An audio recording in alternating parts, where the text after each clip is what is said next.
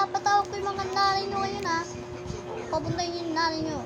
Ngayon, mga boys at laba. Ingin yun, nagsasalita ako. Ma'am, ako na lang po ang leader.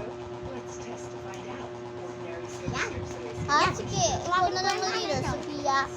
Thank you, ma'am. Good luck po. Kabalik po sa bag. Bida-bida na naman yung leader natin. Porkit ka lang yung maganda din. Ano sabi mo? Matalino naman ako eh.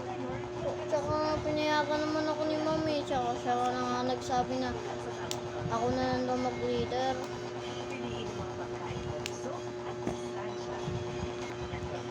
Hindi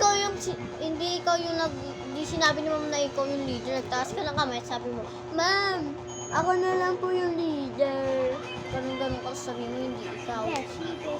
I-point ka na natin siya. Oo, i-point natin siya. 5 times 5. Diba di mo masagot? Bobo ka pala eh.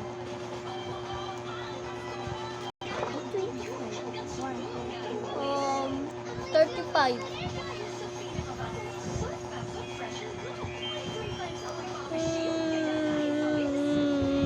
O, mali.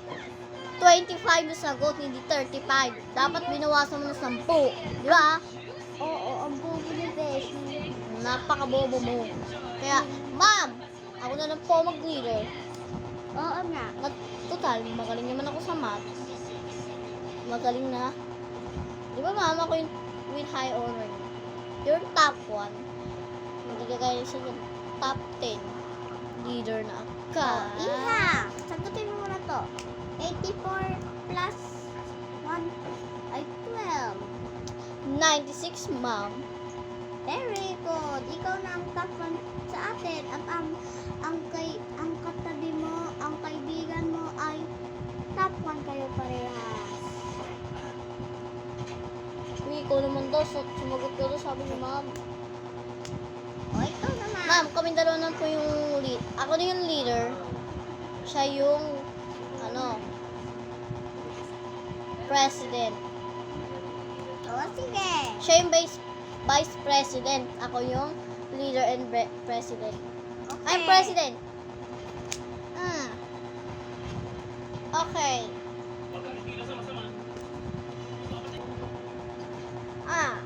Yung katabi mo, Sophia. Ay, ano ba na? Yung katabi mo, Irish.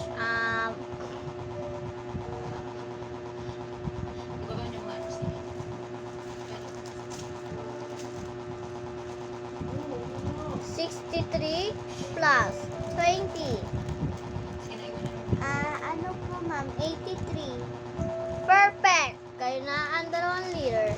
O anak ko, yung cellphone mo. Thank you po, ma'am.